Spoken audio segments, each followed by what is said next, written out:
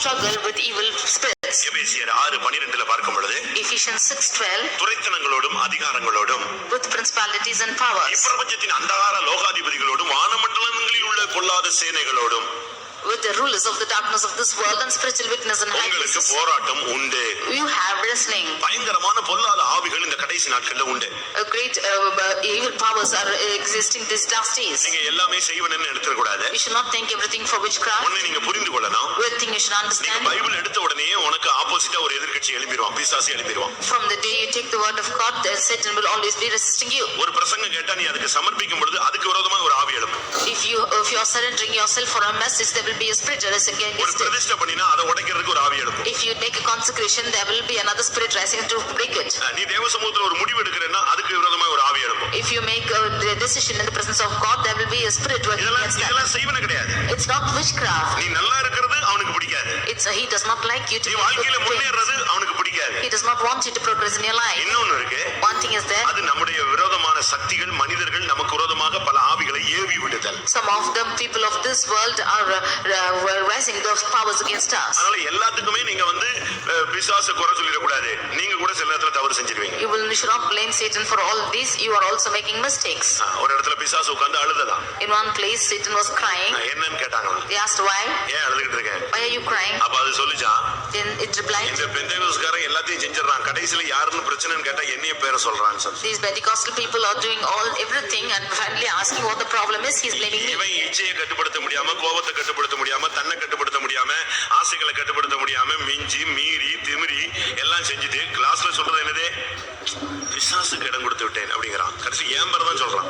He is not able to control his lusts and affections and he is transgressing everything and sinning and finally saying Satan has deceived me. நம்முடைய சுயத்திலே நாம பெரிய தவறுகளை செய்றோம். Even in ourselves we commit great mistakes. மிஞ்சின கர்மங்களை தலையிட்டுறோம். We are interfering in great பெரிய matters. காரியங்களை தலையிட்டுறோம். We are interfering in greater problems. ரொம்ப நம்ம கவனமா இருக்க வேண்டிய ஒரு நேரம் இதுதான். This is the time and we have to be very ஆனா careful. அதே நேரத்துல இந்த பொல்லாத ஆவி எந்த ரூபத்துல வந்தாலும் அதை பகுத்தறிந்து நீங்க ஆவியில போராடணும். But at the same time, whatever this form, this evil spirit is coming, you should examine it and resist வீட்லயோ it. உன் தொழிலையோ உன் ஆவிக்குரிய வாழ்க்கையிலயோ உன்னுடைய எந்த பிள்ளைகளுக்குள்ளேயோ புருஷனுக்குள்ளேயோ மனைவிக்குள்ளேயோ இந்த ஆவிகள் தலையெடுக்க ஆரம்பித்தால் அபிஷேகத்துல நீங்க எதிர்த்து நின்று இந்த ஆவிகளை போராடி ஜெயிக்க வேண்டும். In your house, in your business, and your husband, and your wife or your children, if this spirit is striving against them, then you should resist these powers and just put off his head. இந்த போராட்டத்தில் நீங்க நிச்சயமா போராடணும். ஏன்னா இது உங்களுடைய பர்சனலா உள்ள தாக்குதல்.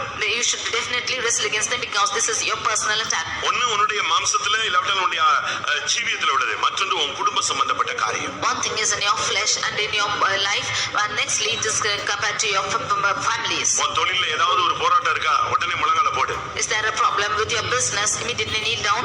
உங்களுடைய வேலை ஸ்தலத்துல பிரச்சனை இருக்கா? முழங்கால போடு. Is there a problem with your work spot? You immediately kneel down. உடனே நீங்க முழங்கால போட்டு இந்த போராட்டம் மேல் அதிகரிக்க முடியாதபடி அதை அப்படியே பிரேக் பண்ணணும். You immediately kneel down and you break this power that it should not increase. அந்த கொந்தளிக்கிற கடலை பார்த்து இயேசு சொன்னார், இறையாதே, அமைதலாய் இரு.